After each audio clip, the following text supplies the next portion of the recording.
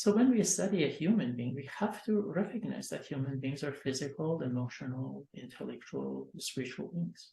And when you want to study a whole, this is what whole means. You cannot just look at one or two parts and only treat the liver and kidney and the lungs. So when I mention that, it becomes very clear to me that human beings look a lot more like a tree than a car.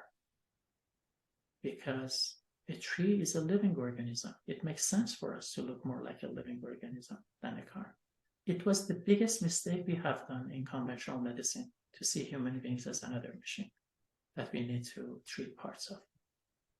So if you have eczema, you see a dermatologist, and if you have depression, you see a psychologist, as if they were separate.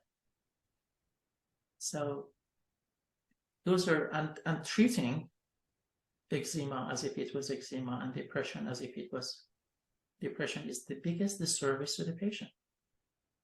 It's so important to remember that just like we have started from one cell, trees start with one seed. It develops into a trunk that is right at the very core, and it grows many branches. So a 50-year-old human being is more like a 50-year-old tree with many branches that existed in the past. They don't exist anymore, and some new branches coming all the time. And as we grow older, new branches are going to be added.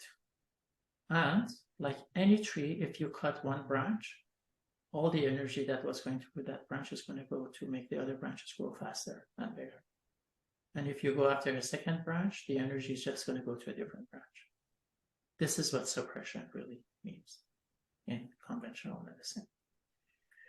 So if we are like a tree, then every symptom at any level is like the tip of a branch.